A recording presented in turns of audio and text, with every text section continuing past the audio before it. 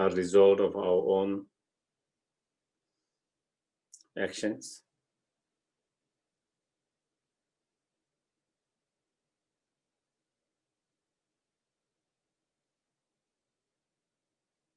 And which are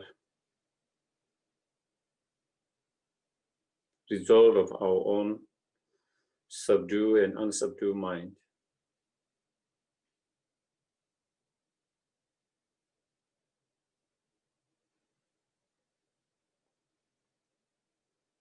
So basically, all those pleasant and unpleasant experiences are creations of our own mind, or created by our own mind.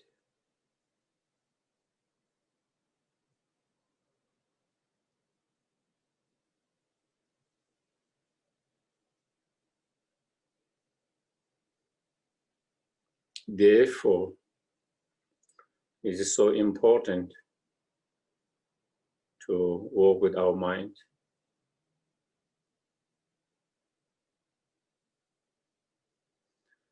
trying to reduce and overcome those negative state of mind, negative emotions, which are the root of all the painful, unpleasant experiences.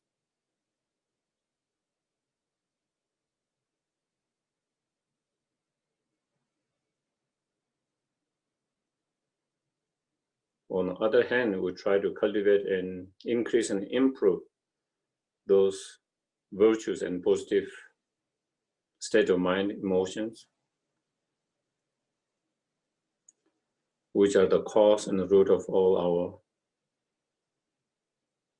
happy and pleasant experiences.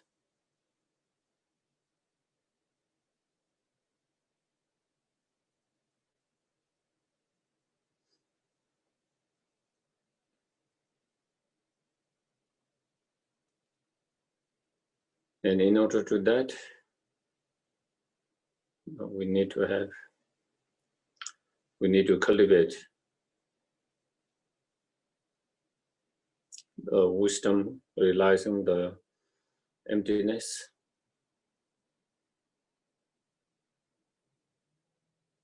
the special insight that is supported by the Shamata or karma abiding mind,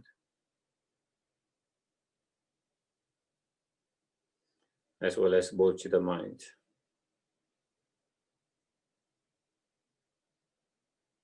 And in order to develop those inner qualities and to improve and increase them, we need to reflect, contemplate, meditate, practice continuously, correctly. And for that, we need to be reminded of those practices. And for that reason, that's why we have gathered here.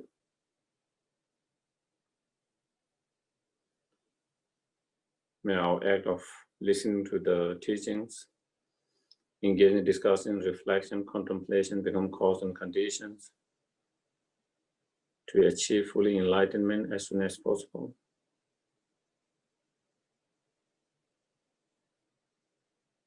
And liberate all sentient beings from suffering and cause of suffering,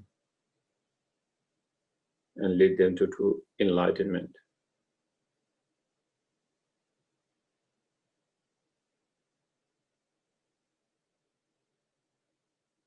Okay.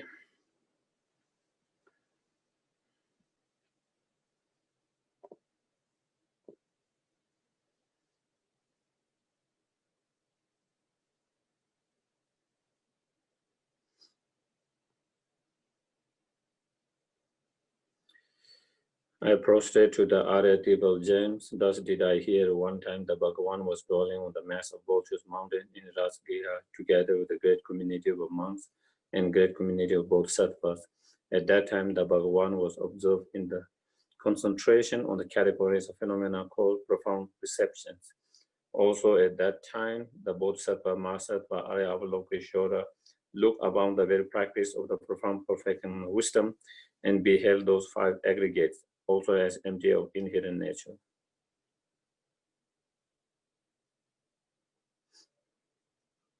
Then, through the power of the Buddha, the Venerable Shariputra said this to the Bodhisattva Mahasattva Arya Avalokiteshvara: how should any son of the lineage train who wish to practice the activities of profound perfection and wisdom?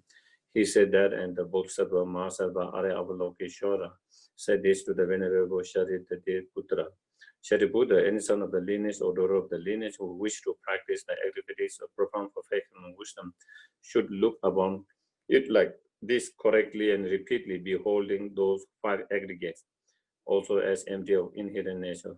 Form is empty, emptiness form. Emptiness not other than form. Form is also not other than emptiness. In the same way, feeling, discrimination, compositional factors, and consciousness are empty. Shariputra, likewise, all phenomena are emptiness without characteristic, unproduced, unsustainless, not without stain, not division, not fulfilled. Shariputra, therefore, in emptiness there is no form, no feeling, no discrimination, no compositional factor, no consciousness, no eye, no ear, no nose, no lung, no tongue, no body, no mind, no visual form, no sound, no odor, no taste, no object of touch, and no phenomena.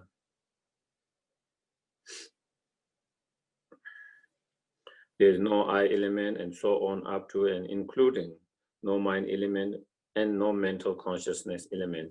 There is no ignorance, no extinction of ignorance, and so on, up to and including no aging and death, and no extinction of aging and death.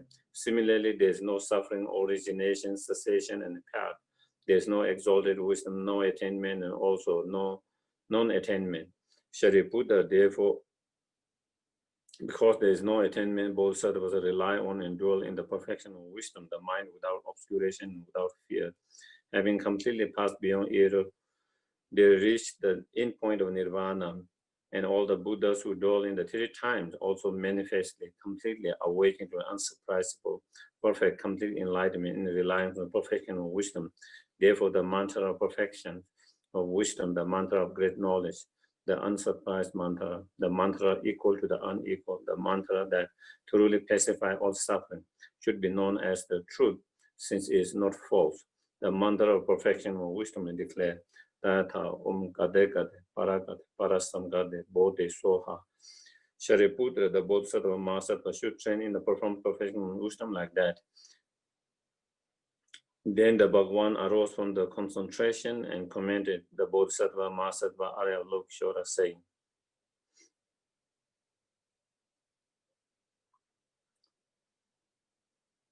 well said, son of the lineage, it is like that. It is like that one should practice the profound perfection of wisdom, just as you have indicated. Even the Tathagatas rejoice. The Bhagavan, having those spoken, the Venerable Shariputra, the Bodhisattva Mahasattva Arya Avalokiteshvara, and the surrounding in their entirety, alone with the words of God, human, asura, and Gandharvas, were overjoyed and highly praised that spoken by the Bhagavan.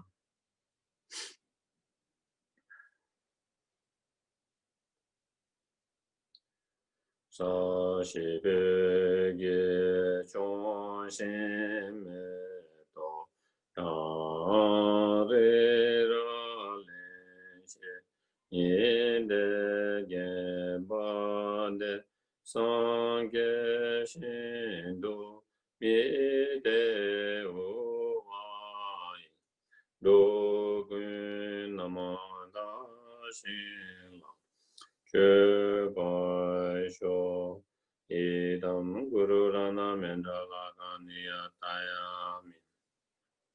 I go for a refuge until I am enlightenment to the Buddha, the Dharma, and the Supreme Assembly. By the merit I create to listen to the Dharma, may I become a Buddha in order to benefit all sentient beings. Sangye joda doge zonam la changju padu dani kap. Dage shwe gebe sonam ge dola penje sangye doba. Sangye joda doge zonam la changju padu dani kap. Dage shwe gebe sonam dola penje sangye doba. 年的人年中呢，到了这方面是特别顺利，对这个我都没得了差。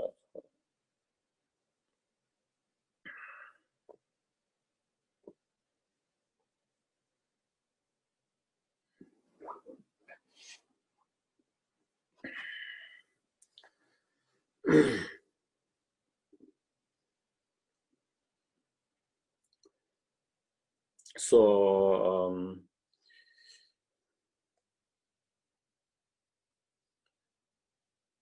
we are in the middle Lam-Rim chapter, within the great scope, and within that we are in 6 perfections. Within the 6 perfections, we kind of completed that, and then at the end, more detail on the last 2 perfections, the perfection Shamata and the perfection of material concentration and wisdom. And so that's where we are. And I think we are, in terms of the page, I guess we are in 187. 86, 186. 86. Where do we with that? Where it says a person whose mind in the middle is being distracted.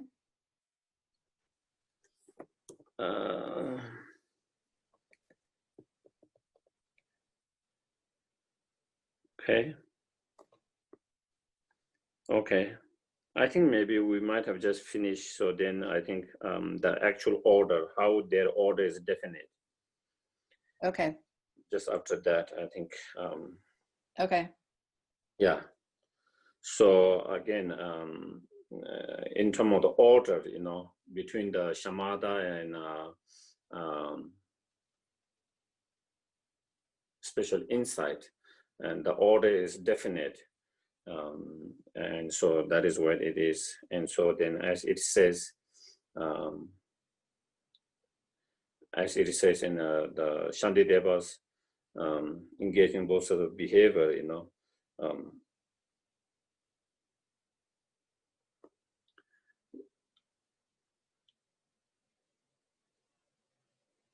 a special insight, the wisdom that realizes the emptiness, that is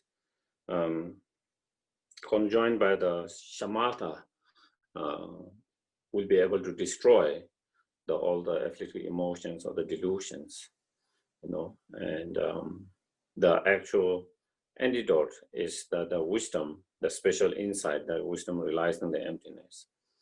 And that should be conjoined or supported by the Shamata. And so therefore, first we need to develop the Shamata. So, so therefore, first we need to develop the Shamata. On the basis of the Shamata, then one need to develop the special insight. So that is where it is. And then next, there is some kind of like a caution, you know, setting of the objective setting, because in some of the teachings, such as stages of meditations, one in Kamalashila, he explained about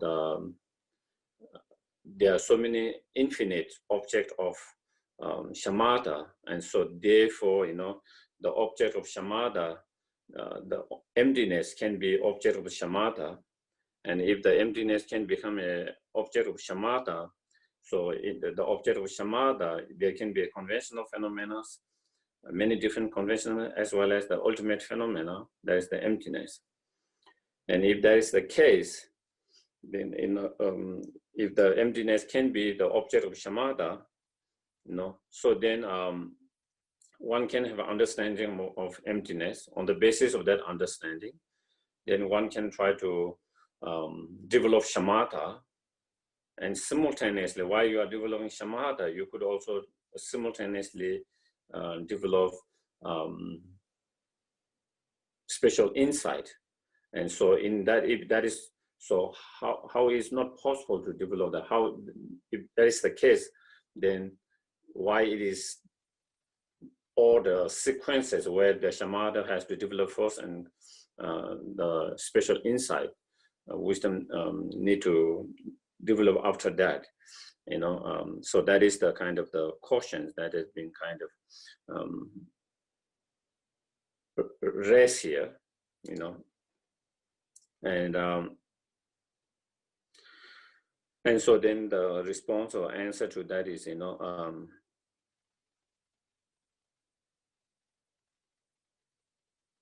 it is saying, in order to have realization of emptiness, you don't need to have a shamatha. Okay, someone can have realization of understanding, realization of Shamata, emptiness even without Shamata. And not only that, here is used the experience of mental transformation, but it is deep experience, is kind of realization, deep experience or realizations of emptiness. Even for that, you don't need the Shamata. So here is, if you need Shamata to develop deep experience or realization of the emptiness, then it will be strange. Then one will have to say, in order to have realization of impermanent, in respect to impermanent, as well as having renunciations, true renunciations towards the samsara by realizing shortcoming of the samsara, as well as the realization of bodhicitta, also would need to depend on Shamata, and then that will mean one will not be able to develop any of those realizations if you don't have Shamata. And so therefore, what he's saying, Shamata is not required to have all those, the realization of bodhicitta, realization of impermanent, realization of renunciations, and even emptiness. It is not required, but in order to have the special insight, you need to have Shamata, and that is required first, and so then that is where next comes, why it is, it explains, where it said the manner in which Shamata need to precede the special insight. So then that is where it explained, and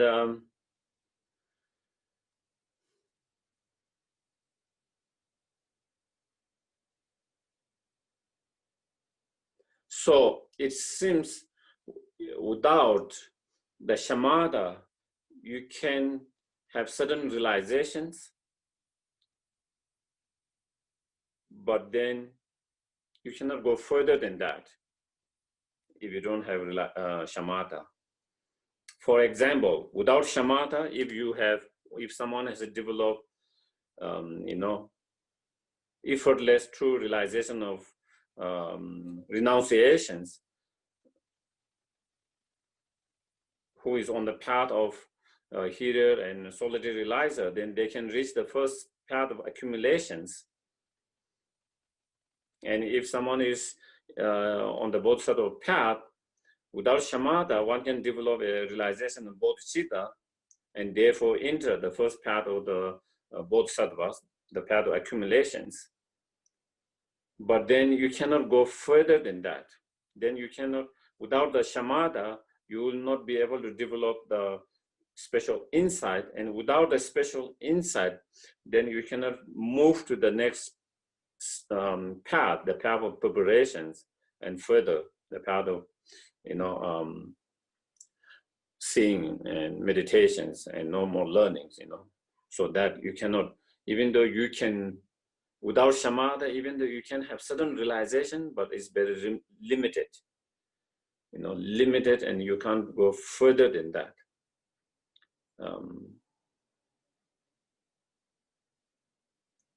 So it kind of, that is what it seems to mention here,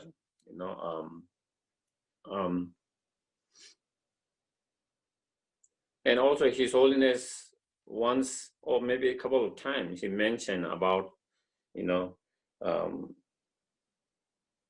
again, of course, he might be just being very humble, as as we know. He said he have realizations of emptiness, and because of that, hardly any delusion arises. And he also spoke that he have a realization of bodhicitta.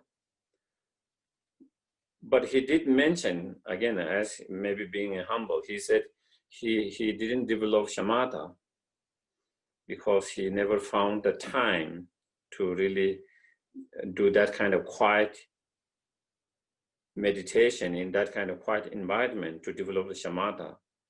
Because of bodhicitta and the emptiness, because it can develop through analytical meditation, contemplation, analytical meditation. And analytical meditations, you don't need such a quiet place for such a certain that kind of environment and time. So, and he did mention he doesn't have the Shamata, and so he make a kind of, because I don't know Shamata, so therefore he said if I have the Shamata, I will be able to move to the next path, the path of preparations. That is what he mentioned, because if you have Shamata, then you will be able to develop the karma abiding easily, not karma, sorry, again, that special insight. So here Lama Tsongkhapa kind of, not so clearly, but it seems to say that here. And His Holiness also definitely he did say a couple of times about that. He's realized that distinguishing. He said here bodhicitta and realizing emptiness, but he mentioned again, I think he's being humble, but even in that cases, he said he didn't have the Shamata because of the time and the place and quiet place, not being able to do that. And because of that, then he said if he had that, then he would have moved to that path. So he did mention one couple of times, I think I have heard. So I think that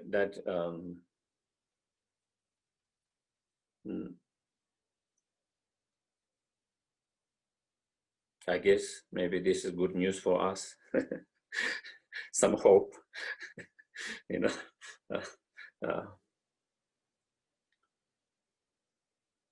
And yeah, I think there are some kind of discussions, whether one need to have Shamata in order to have those different realizations, and where some seems to indicate that you need to have Shamata in order to have realizations of emptiness and bodhicitta and renunciation and so on. But from this Lama Tsongkhapa, especially in this around here, he seems to indicate it is not, even without Shamata, we could have those realizations. Even though the word realization is not used here, it is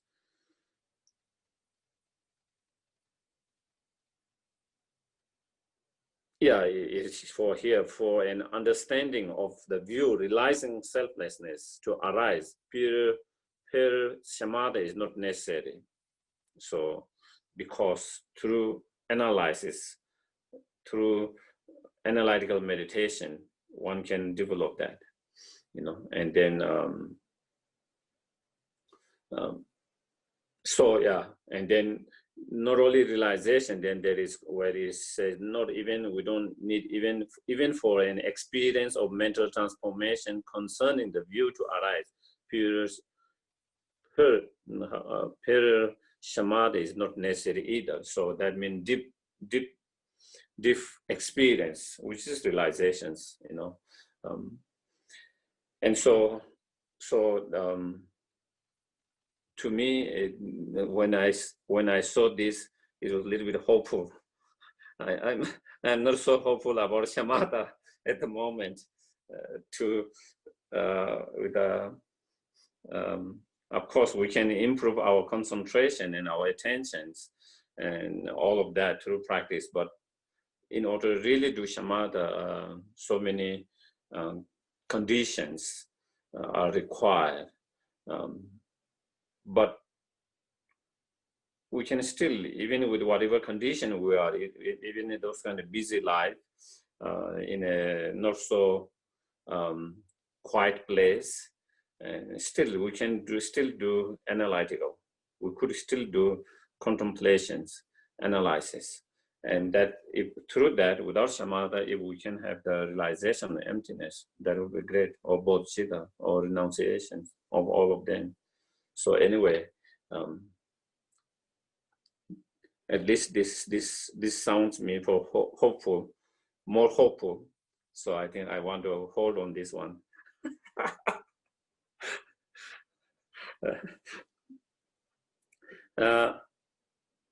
So then here, Lama Tsongkhapa explains how special insight is not just realizing emptiness.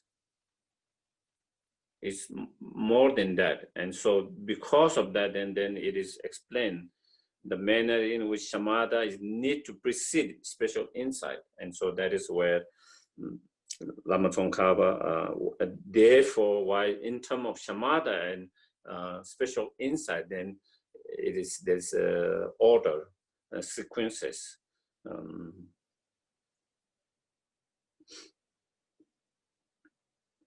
And then also here explain that order is necessary at the very beginning for someone who is cultivating Shamata special for the first time. Once someone has already developed Shamata or Karma abiding and special insight, then later the sequence can be other way around, both ways. Then through the special insight, one can start with special insight and then have the Shamata of that, you know.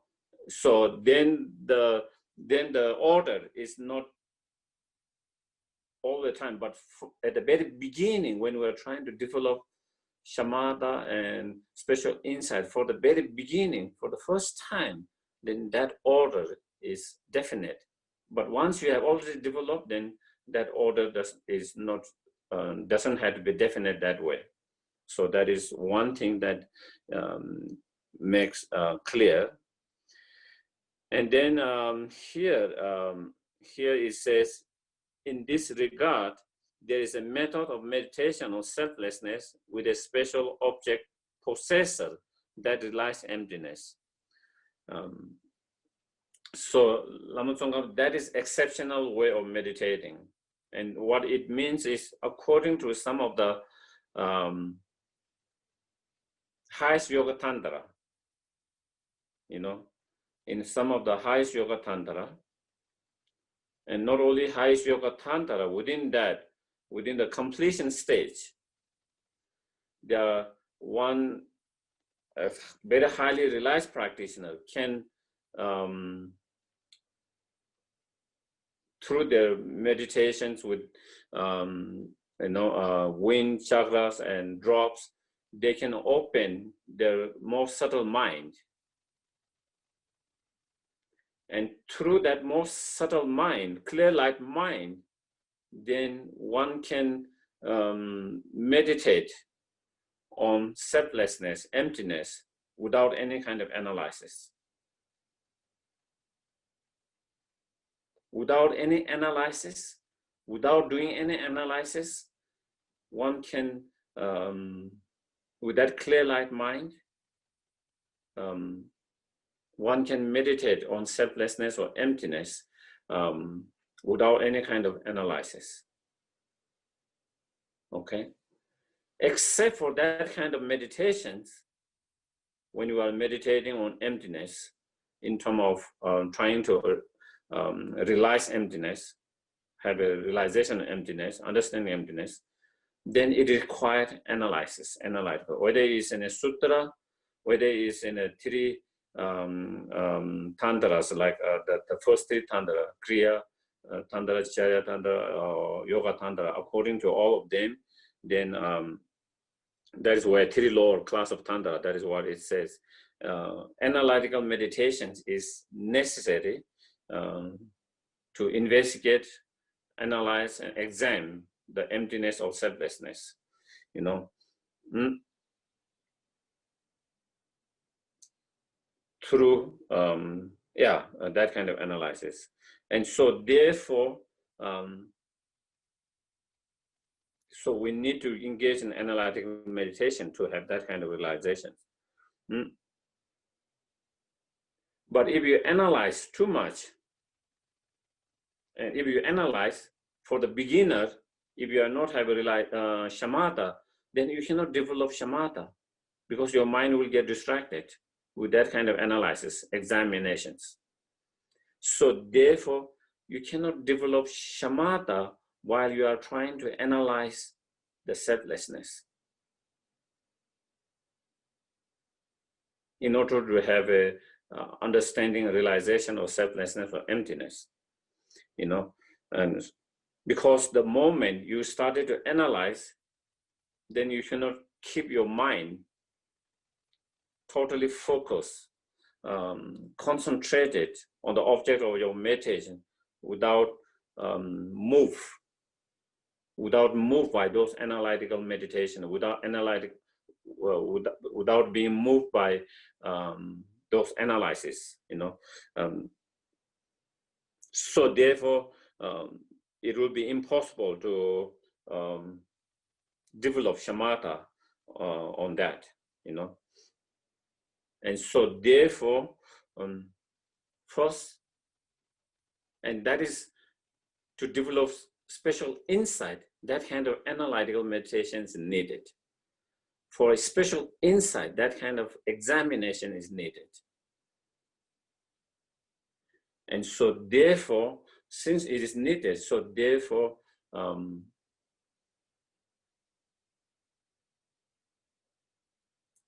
while you are doing that kind of analysis, you cannot develop Shamata, for someone who has not already developed Shamata, and therefore you cannot develop Shamata. Therefore, first you need to develop Shamata. Okay, which is non-analytical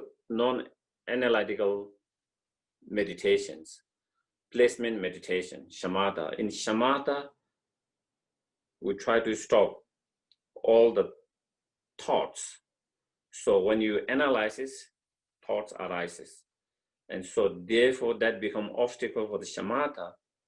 Again, repeating for those who are trying to develop Shamata at the very beginning, who have not already developed for the first time. So that is where, and so therefore, so it become obstacle with Shamata, and therefore one need to develop the Shamata first. Okay.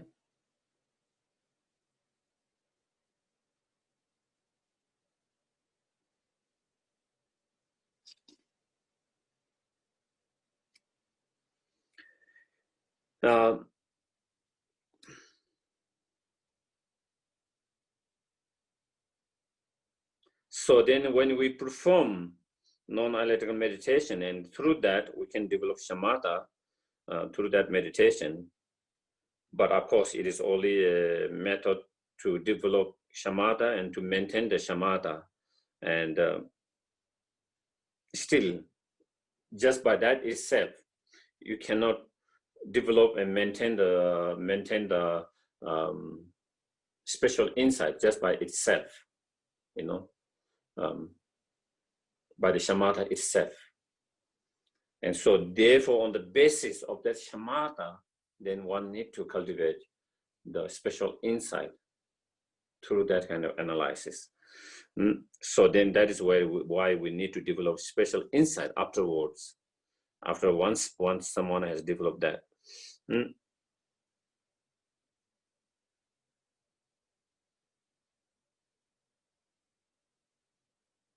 And so here, Lama Tsongkhapa says,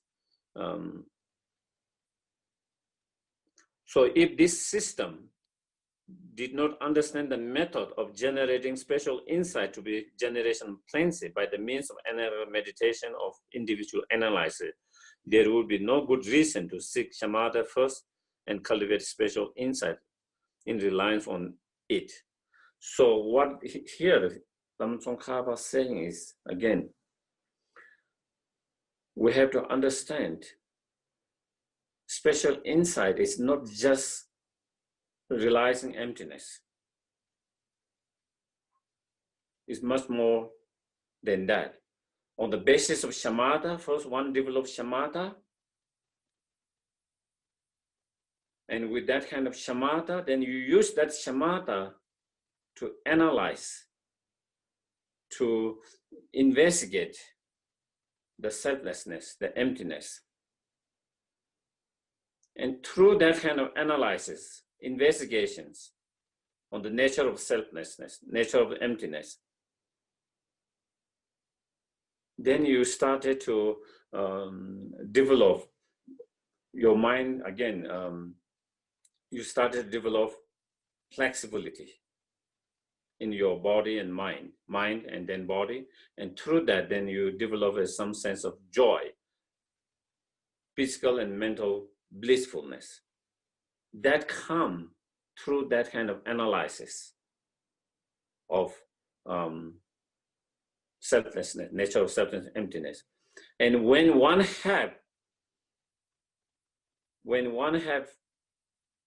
developed that kind of blissfulness through that kind of analysis on the nature of selflessness and the phenomenon, then that is when one is achieve the special insight. In order to reach that point, then first you need to have, and so that is where to develop as wisdom, realizing emptiness, we don't need to have that kind of blissfulness.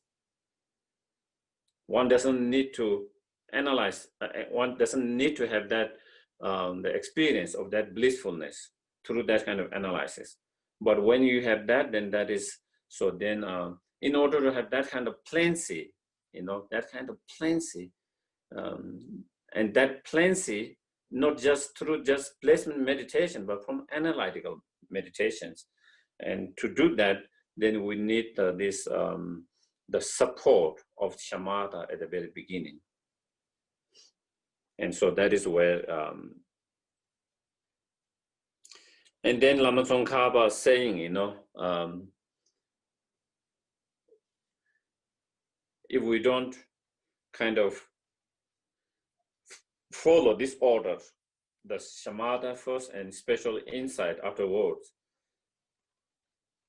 then it goes against so many sutras and then so many teaching that has explained on how through by depending on Shamata, then one develops special insight, that order that they explain in terms of first maybe one we can hear is saying, this order we can see from the order of 6 perfections. In 6 perfections, the 5th is the meditative concentrations, and the 6th is the wisdom, and so that orders comes. And similarly here, that is why Shamata and special insight, that order come even in relation to that too. And also when we the teachings on the 3 high trainings or 4 noble truths, in 4 noble truth, when we talk about the truth of meditations, in the meditation, then they talk about whether the 8 noble path, if we kind of summarize, then is 3 high training. And even that also there is this order. First you have the higher training of moral discipline, then the higher training of meditative concentration, then higher training of wisdom. Again, there is that order, the meditation and the wisdom. And so again, here saying, that is same order, the Shamata and Kama abiding. So then again, it goes against all this order. And then in terms of the scriptural authentic sources, like many sutras, and then many Indian scholars, here giving some of the scholars and their writing, essence of middle, engaging bodhisattvas, 3-volume States of Meditation, and also Janakiti and Sandiva, they all have clearly set out this order, how one develops the Shamata first, and on the basis of that Shamata, from the foundation of that Schemata, then how one develops the Kama Abide, special insight. Sorry. So therefore, otherwise it will contradict all these masters and all those teachings. If you say those Schemata and special insight can be developed simultaneously, or if we think that special insight can be developed first and Schemata later, then it will contradict all of that. And so that is, so therefore here Lama Tsongkhapa, so he in terms of scripture, it is contradict all the scriptural writings as well as reason wise, then he, that is where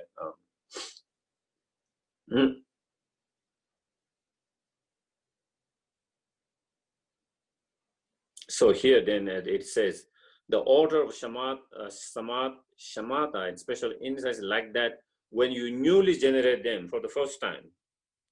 Later on, the order is undefined. For having cultivated special insight, you still cultivate Schemata. And so later it can be, as I mentioned at the very beginning, then it doesn't have to be that order once we have already developed both of them. And so, yeah. And so that is where it says, so like in this continuum of knowledge, it seems to say the order reverse here. Some have attained special insight, but have not attained Schemata. So here it seems to, if you take it literally, it seems you develop special insight first, and Schemata later. And they strive for Schemata in reliance on special insight. And so in these cases, is someone who has already developed both of them. So, and then to that, Lama Tsongkhapa kind of make little what it means here. This does not refer to those who have failed to attain Schemata. They have already developed Schemata, included in preliminary stages of first dhyana. So again, they have,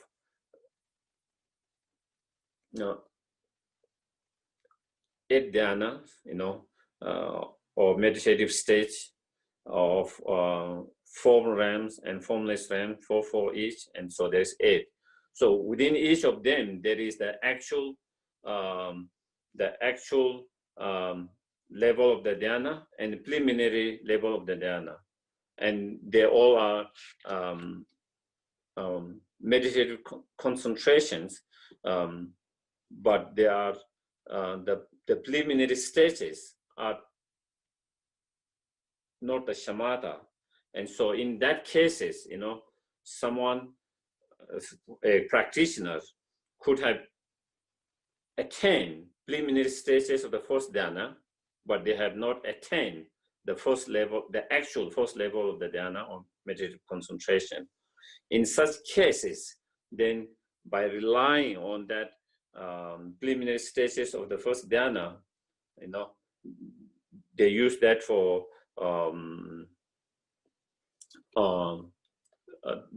special analyzing, and through that kind of analysis, they develop the special insight.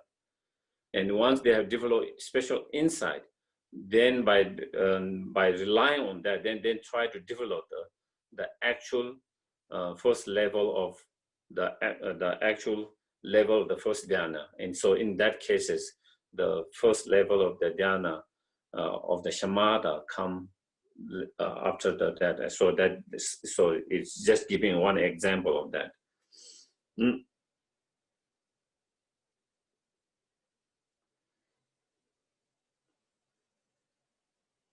And then it's similarly in terms of that can be also same thing, again, same thing in terms of Four Noble Truth, and Four Noble Truth, and within the Four Noble Truth, there is, within the first, there are 16 characteristics of Four Noble Truth. With each of those Four Noble Truth, there are four characteristics.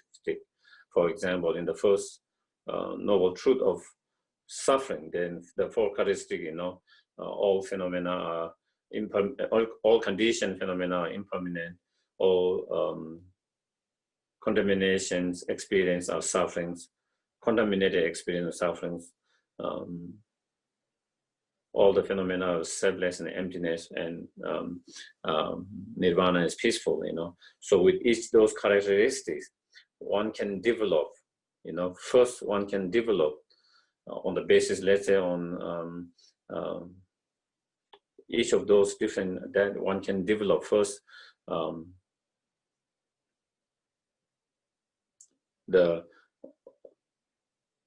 through placement meditation. First, you have understanding of those objects, those any of those objects. Then someone can meditate to develop Shamata on that, using as the objects of the meditations, and then through that meditation, then one can develop not the Shamata itself, because that is the actual dhyana, but then one can reach, have developed the preliminary stages of that dhyana. And then on the basis of that, then someone can do the analysis and develop the special insight. And having developed a special insight on the basis of that, then they can also develop the actual first dhyana. So it is possible. So that is where it is saying. And I think it is same in terms of that, the actual stages. Again, it says same thing. So here it says, sometime in the teachings, we have to be very, so that is one of the things why we have to study. If we don't study, sometimes the terms in a lot of commentaries, sometimes they use very loosely and sometimes very precisely, and we have to understand within the context. So that is where here at the end of that, where Lama Tsongkhapa, in general, to put it simply, 9 mind may be called Shamata for some 9 stages of meditations that will come later, but it is not really Shamata. At that time, someone has not actually achieved Shamata. It's a very high level of concentration, meditative concentration, but still at that 9th stage, it's still not Shamata. But in a lot of scriptures, a lot of commentary and scriptures, sometimes they can just, sometimes they might just say that as a Schemata, but if you want to be really precise, that is not Schemata. So sometimes, and then for investigation through differentiations and so forth, maybe called special insight. Again, those kind of investigation, analyzings are not necessarily always the special insight, but even though it's not actually special insight, sometimes they use very loosely, and sometimes it might be called special insight because they use that term very loosely sometimes. And so here, that is why sometimes the misunderstanding comes when you take certain statements from here and there. And so if we don't really study the whole thing, and then at the end you make and then the actual, so that is where, and that is where always Lama Tsongkhapa always, so then here, however, actual Shamata and special insight explained here must be proceeded after plenty has arisen, and that is where it is. Whether it's a Shamata, whether it's plenty, special insight, they arises after through placement meditations and through analytical meditations that give rise to plenty, becoming your mind very light, very flexible, very light and plenty, your mind, and then it lead to your body becoming very light and that, and through that, then it give you a great bliss and joy, pleasant, And so when you have that, then that is when you actually really achieve, in terms of placement meditation, the Shamata, in terms of the analytical meditation, then special insight. And so those are the things we have to,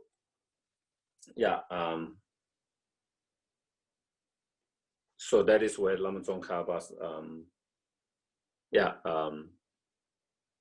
and we see very often like that, and sometimes a lot of even some of the scholars get mistaken because they take some of the words so literally, when sometimes those words are used by the author very loosely, and so, and sometimes we do, sometimes even I do that, because again, I might use compassion very loosely, the word compassions.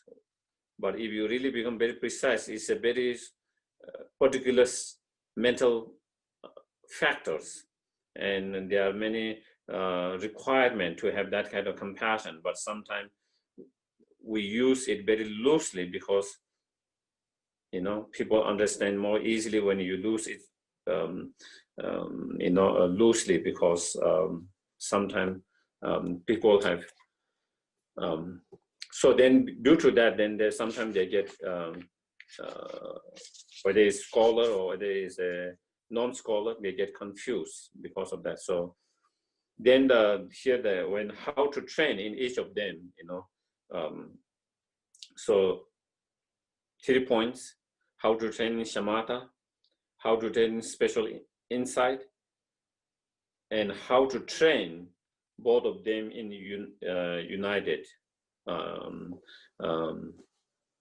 unitedly, or in union of both Shamata and Karma abiding in union of that.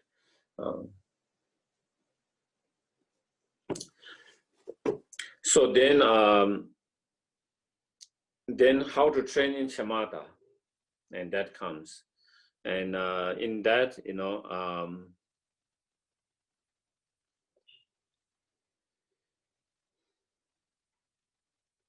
and again, that is explained in terms of 3 points: attending to the prerequisites of Schemata, so the required cause and the required conducive cause and conditions. So that is what, for Schemata, the required conducive cause and condition for Schemata, and then the actual how to develop the Schemata in reliance on such conditions. Once you have gathered all that kind of conditions, then how to really practice in order to cultivate that Schemata within oneself. And then the measure for accomplishment of Schemata through meditation. So then how do we know we have achieved that Schemata? So then how do we know that someone has achieved Schemata? And so then when you have this and this kind of experience, this and this, then that is sign, indications that you have achieved Schemata. So that is the measure. So it's going to, because if you don't understand that measure and those subtleties, a lot of meditator in the past and even now had been confused. Even they have not achieved Schemata, but because they did have this, even though they do have achieved certain high level of meditative concentration, but they have not really achieved the Schemata, but they confused, they think they have achieved the Schemata. And so that a lot of meditators get confused because their concentrations and stability and clarity are there, so that someone can remain. Of course, it will come later, details, but it says, even when you have not reached Schemata, even much earlier, someone can be in the meditations for 24 hours, more than 24 hours, continuous. So of course, for us, a lot of people, they would think it is Shamata, you know. If we can continuously meditate for 4 hours, everyone will be amazed, you know. Amazed, and imagine 24 hours or more than 24 hours. Then you think we have reached a very, very high realizations. But here, as Lama Tsongkhapa says, sometimes even when you can remain in that state for a long time, still it is possible someone might not have still not reached Shamata. Forget about more than that, even just the Shamata, someone might not even have achieved that Shamata. So therefore, understanding those subtleties and details is important for us to know, especially if we are interested in cultivating, trying to develop Shamata in the futures.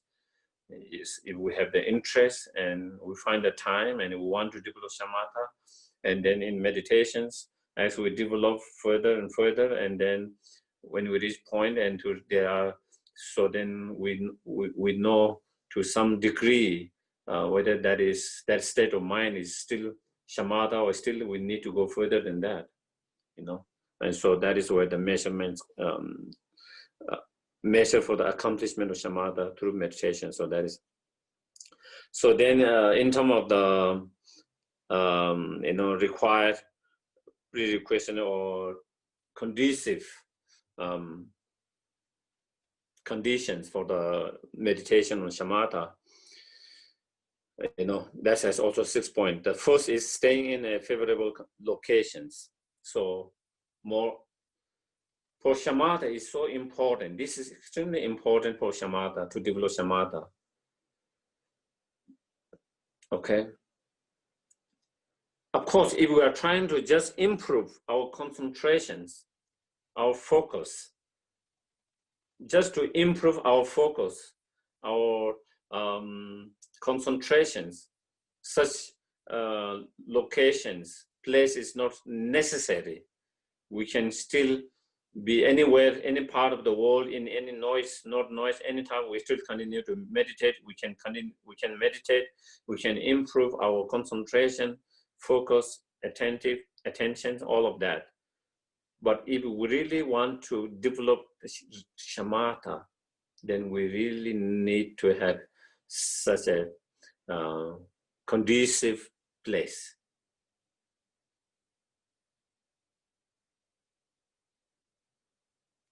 Hardly hardly any stories of meditators who have developed Shamata in a unconducive place. If you see, all of them have gone in a very isolated and very quiet place, such a place. And once they have developed the Shamata, then they can come to the more kind of busy place and still they can continue to meditate without being distracted. But so that is why that, so in terms of the favorable place or locations, as regard in saying that what does that, so there are 5 excellent qualities of such place. Easy access to food, clothing, and so forth. In that you can obtain without trouble. So that is one. Because when you are trying to reach Shamata, there shouldn't be too much disruptions in your practice and meditation. If there is too much disruptions, then it's very difficult to develop Shamata.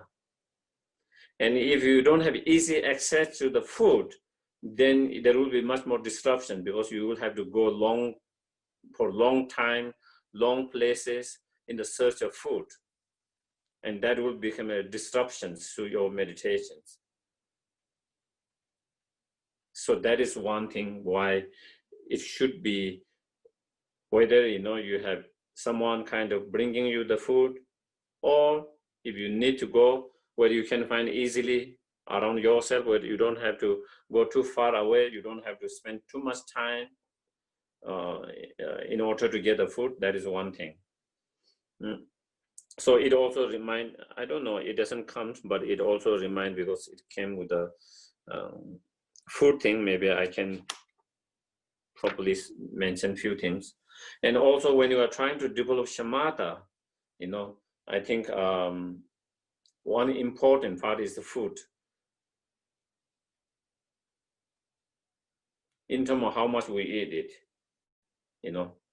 and not eating too much so that our body become heavy and then our mind become heavy, like sometimes when you eat too much, then you can't move, your body become very heavy and your mind becomes sluggish, not clear. And so therefore, but if you eat too little and if you are too hungry, then again your mind get distracted, because you remember your thought about food comes because you are hungry, thirsty. And so that kind of modestly eating, not too much, not too little, that. And also in generally not to eat the black food will be good, especially when we are trying to develop Shamata, like such as certain food, the black food, for example, garlic and onion and all of that, because that have some kind of, that make our mind a little bit unclear, that had that kind of energy or that kind of something in that ingredient that make our mind a little bit kind of sleepy, slug, what you call slugs,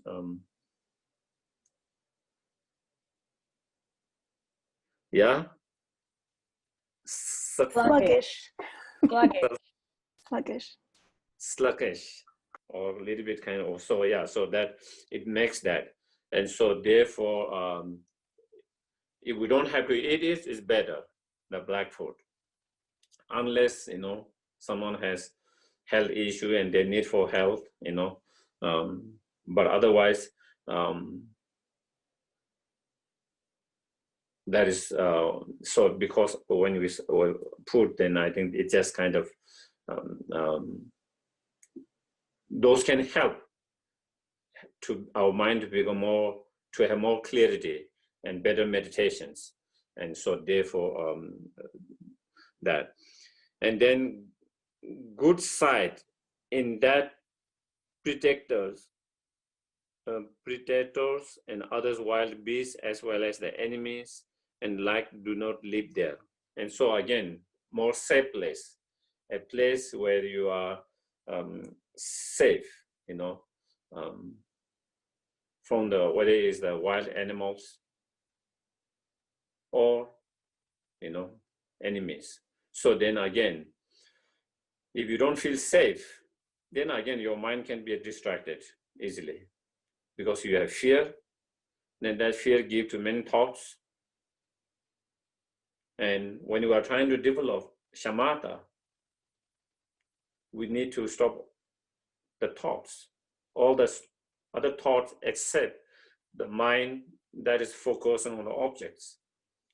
If we have too much thoughts, then it becomes distractions.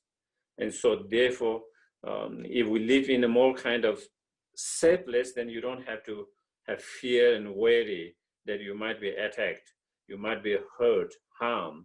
And so then that doesn't activate your mind too much, your thoughts too much. And then otherwise, if we live in a place where there is a danger of animals or others, then your mind, because of that kind of, you don't feel safe, there is a fear, and that can give to many, many different minds and our mind. And so that is obstacles. Good ground in that it does not produce disease. And so again, a place has to be a place where it doesn't, some places where too much moisture, water, then that can become, that can lead to sickness.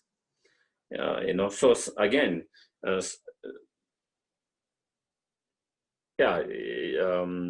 so again,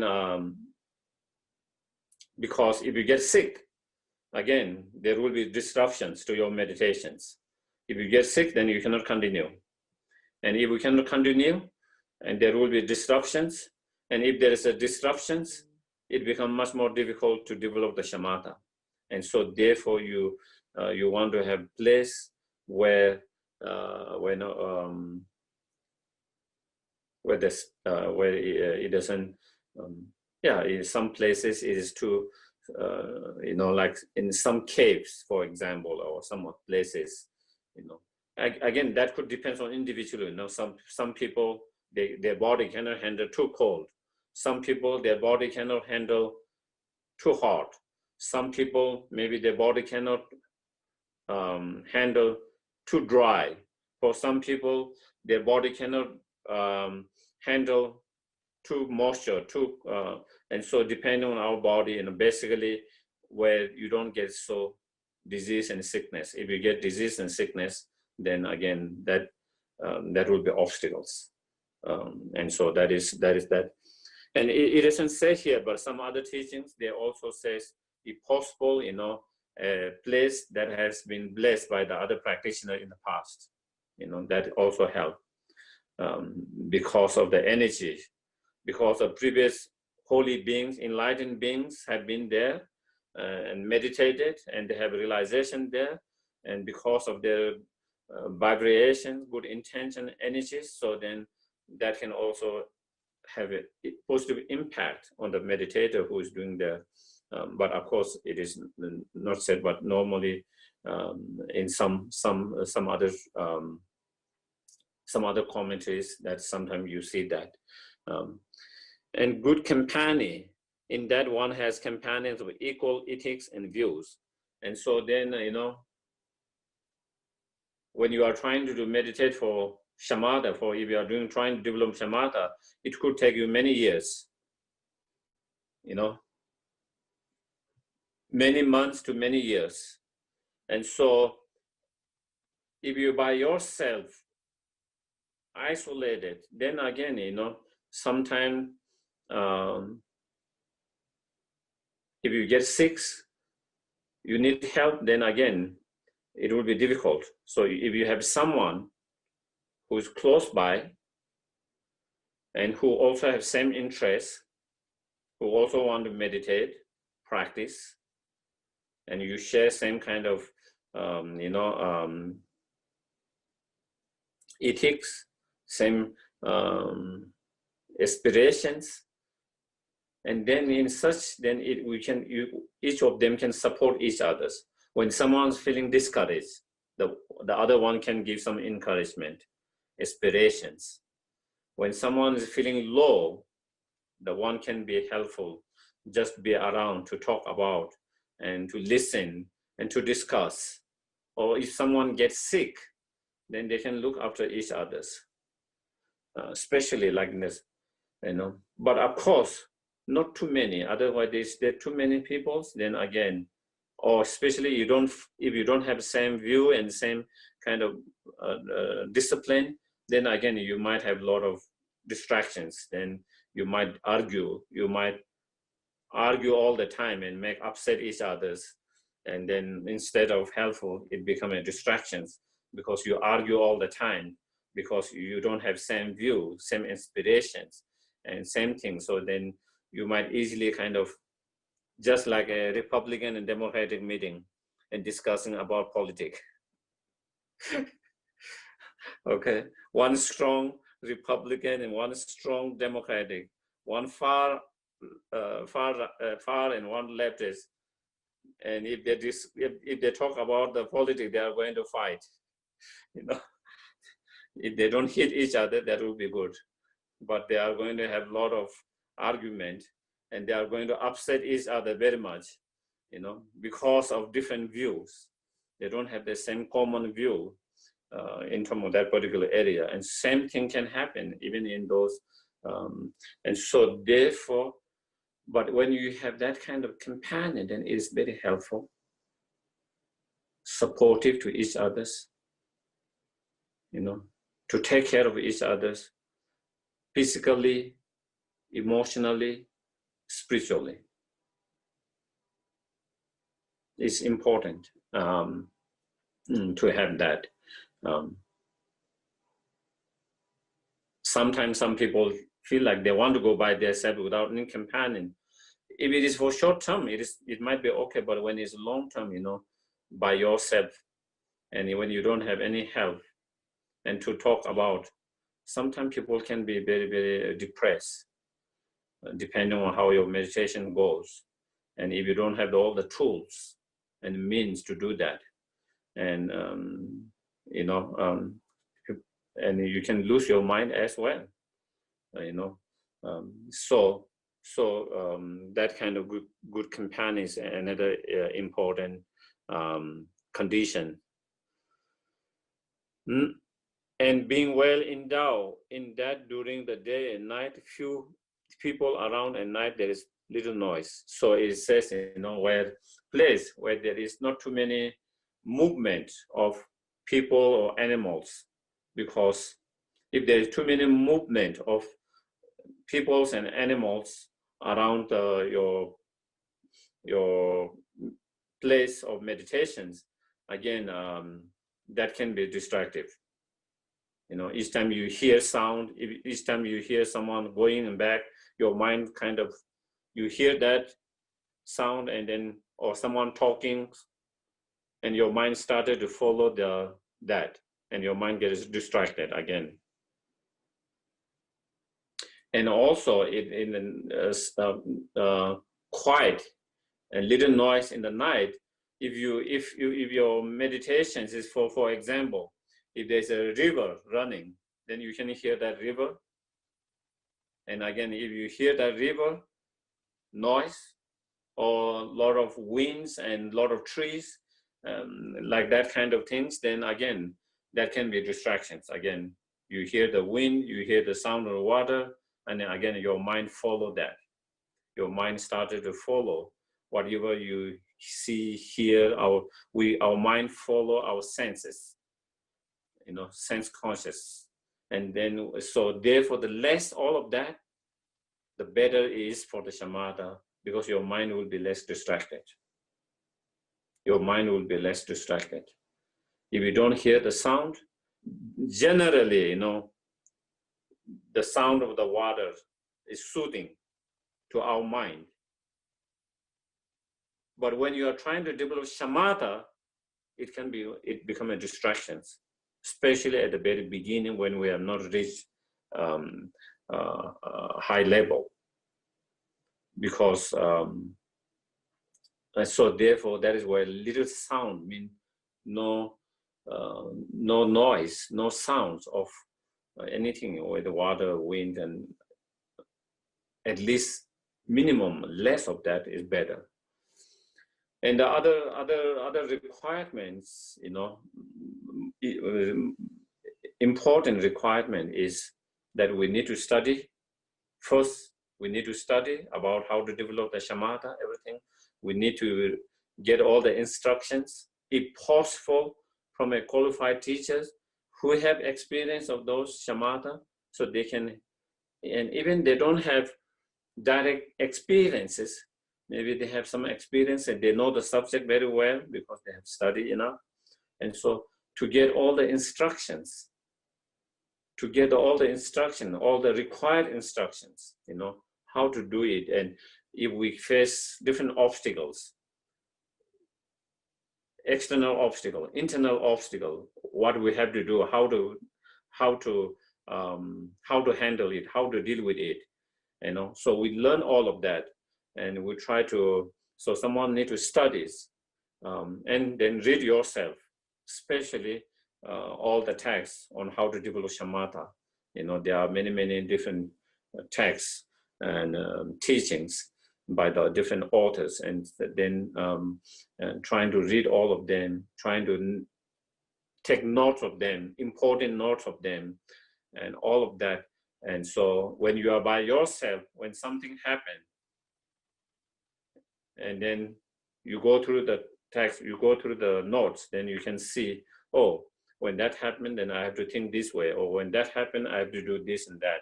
And so you have more kind of resource when the obstacles arises, when the challenges arises, sometimes externally, sometimes internally. And then you have the tools, resource to deal with that. And so those are the important kind of requirement,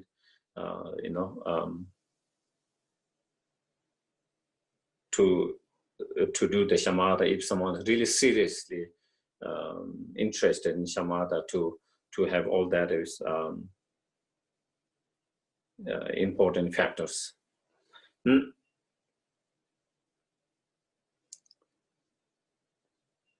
And so so that is according to ornament of the Mahayana Sutra by Maitreya. So so we don't have to read that one. That the explanations of that is already given by Lama Tsongkhapa. And then next, the second is to have few desire. And what it means is not being excessively attached to the good and numerous robe and so forth, So, few desire, less distractions. More desire, more distractions. Because the more desire we have, our mind started to follow those desires. A lot of time when we try to meditate, when we try to practice, our mind is kind of distracted mostly by the desires. Most time distracted with the desire. And so we need to have food, basic, we need to survive, we need to be healthy, so we can, being healthy, very important. Without health, you cannot meditate, practice. Without practice and meditate, you cannot have the result, whether it's Shamata or anything. So definitely you need to have good health. To have good health, you need to have a food.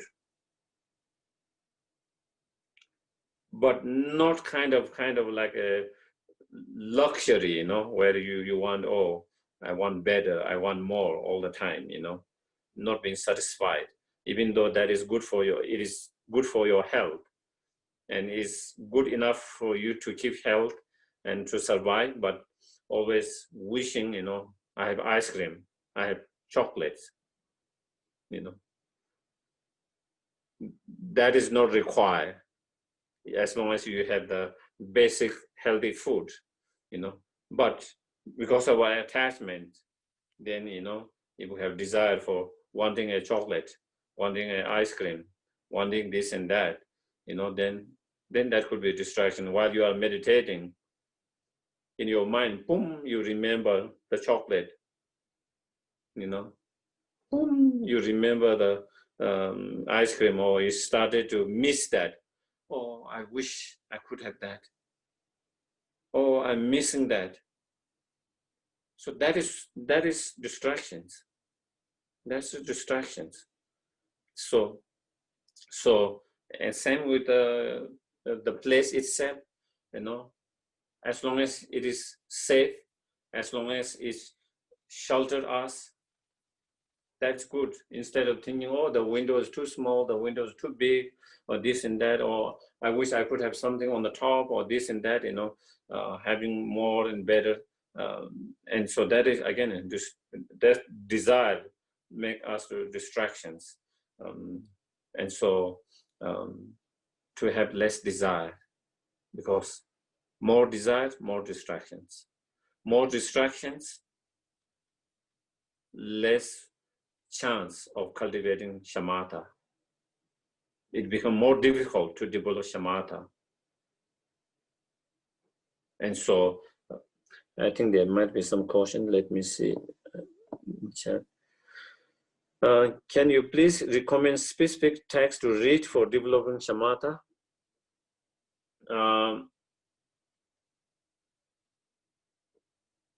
Well, like Lama Tsongkhapa, as you will see, he relied on a lot of Asanga's teaching. As we will go, that he will lot of the basis for the Schemata. He relied on Asanga and Maitreya, for example, ornament of Mahayana Sutras, and then Asanga's writing. and from the Indian source, and Kamala Shila's 3 stages of meditations, from the Indian source. Those are some of the source you can go to that. Even Nagarjuna's writing, there is no so detail about Shamata. His writing are mostly on wisdom. And his writing, even though there is some bodhicitta here and there, but not so details. Also Shamata, no details. Even then in terms of Shantideva, there is an extensive detail on bodhicitta, but even in the chapter of meditation, there is not much about the Shamata, how to develop Shamata itself. So Lama Tsongkhapa, from the Indian sources, he relied on many different scriptures, mainly Maitreya and Asanga, and then Kamala Shila's 3 stages of meditations. And so you can read that, and then of course, this is one of the very, this Lam-Rim in this chapter. This chapter has a very detailed explanations. And then of course, there are other like Liberation Palm, which is actually,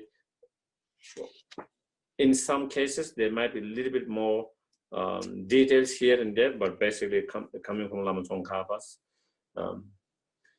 And this is middle Lam-Rim, if you read the great Lam-Rim, it has a little bit more than here in terms of Indian sources. There are a lot of quotations. The sources here, Lama Tsongkhapa doesn't do that so much, but there. And then, I don't know others. I don't know whether it's in English or not, but in Tibetan, there is one by How to Develop Schemata by Chöndro Rinpoche, kind of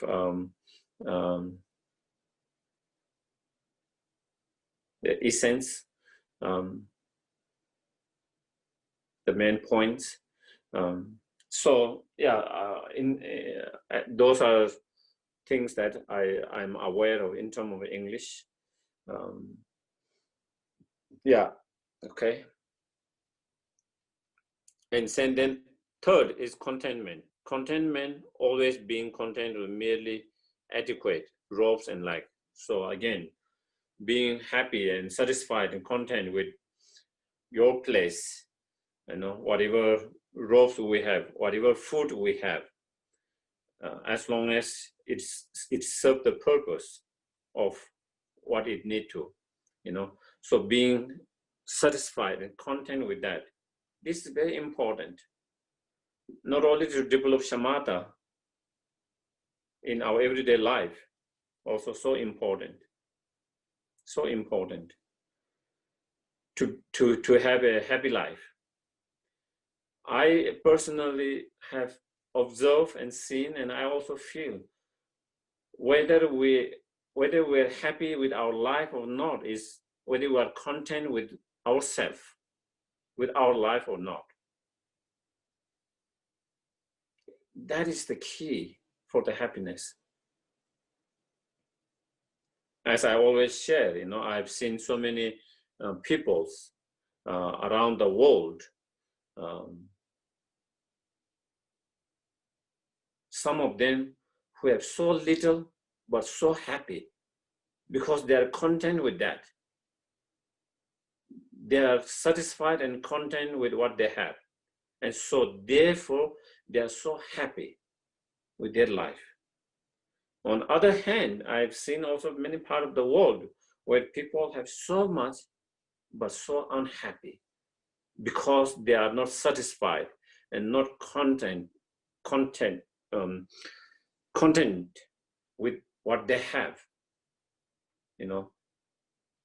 not happy with who they are. They wish there was someone else.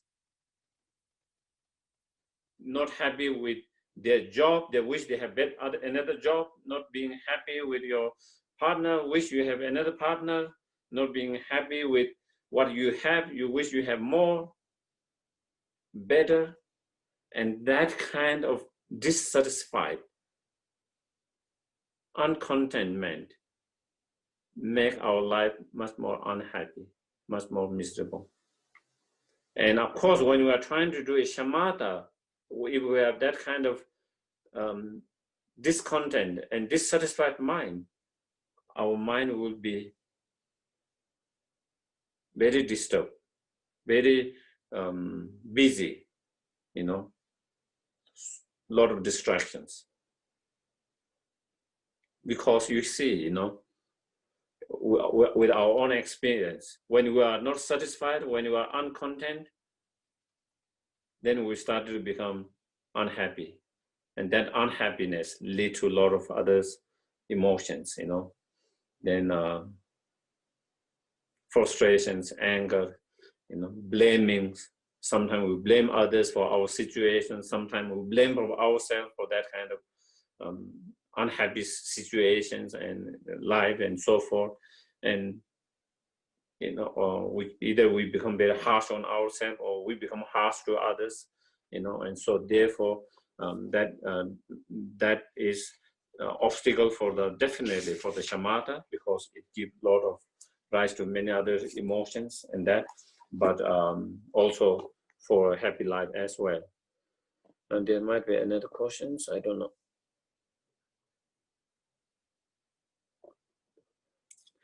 Maybe Gisho was commenting on Lam-Rim Chemo. Yeah, maybe Gisho-soba's Lam-Rim Chemo, I don't know. I don't have the access to the book. I've never read it, and so I don't know. But definitely, Gisho-soba was one of the great masters, and so I've heard that his comment is great from many people who have read it. So again, that will be another sources. Gisho-soba's commentaries, I think there are 5 volumes, if I'm correct, and so yeah, so that will be another resource for that. Okay, so today I think maybe we stop here.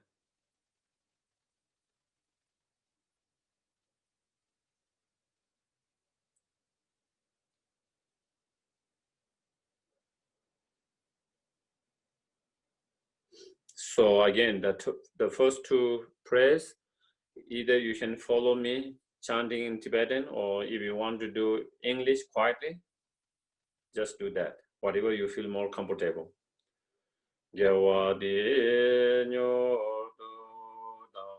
Lama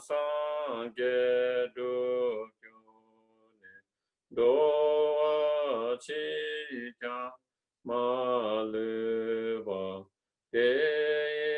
Sala Kwebasho Chanjo Senjo Rinpoche Mage Panake Kyoche Kewa Nyamba Mebayam Konle Pondu Kewa Sho.